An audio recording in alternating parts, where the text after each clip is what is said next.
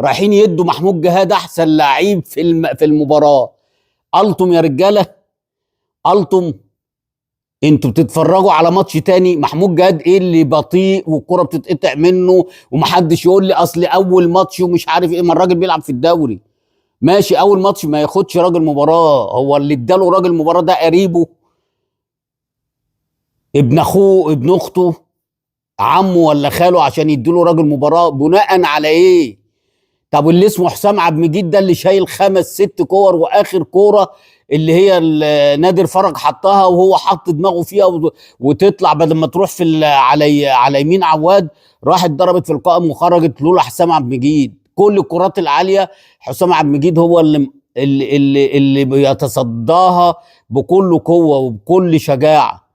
ده لو انت هتاخد حد من الزمالك. لو هتاخد حد من الاسماعيلي، انا من وجهة نظري كان الفيرود اللي هو الفلسطيني، او الراجل اللي نزل اللي اسمه خطار ده ولا خطير ده، ولا اللي هو ناحية الريت الصغير ده.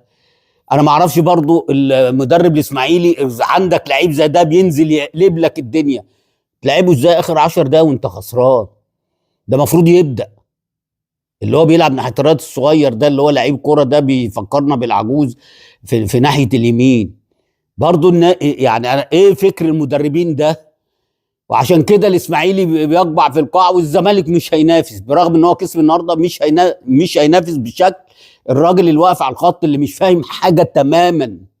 وقلنا قبل كده طارق مصطفى عارف لعيبه الزمالك وهيدي، وما كانش هتحس لا بأداء وحش، ومش هتحس ان في لعيبه غايبه ولا مش غايبه، ومش هتحس وهتبقى بتنافس. يعني طارق مصطفى كان وفر عليك كل. بس انا ما اعرفش مجلس اداره راح جاب لنا واحد بقاله 3 سنين لا حول ولا قوه بيقرا قصص، بيقرا في قصص بعيد عن الكره تماما. النهارده تغييرات بسيطه بتطلع الجزيري ليه؟ هو الجزيري ضيع 5 تجوان مثلا وكان وحش، وكان انت ما اديتلوش حاجه، ده الجزيري هو السبب في الجون اللي جه الاولاني. وبعدين بتنزل حسام اشرف ده تنزله وانت كسبان 5 وانت كسبان 4 5، تنزله عشان تكون ضمنت النتيجه مع كل الاحتري جدا ويعني الشوكه والسكينه، بيلعب بالشوكه والسكينه، جات له ما جات له.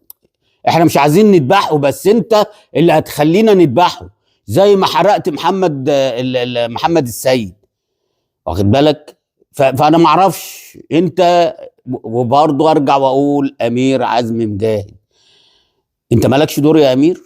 انت لو مالكش دور انت كنت ماسك مدير فني قبل ما تيجي الزمالك. لا خليك في المدير الفني وخليك الراجل رقم 1 لو مالكش دور. انما لو ليك دور والحاجات دي بتحصل وانت بتشارك فيها، يبقى عليه العوض، يبقى نادي الزمالك كده يبقى هيخش في ال9 بالعافيه، وبعد كده خلاص ما تقولش دوري.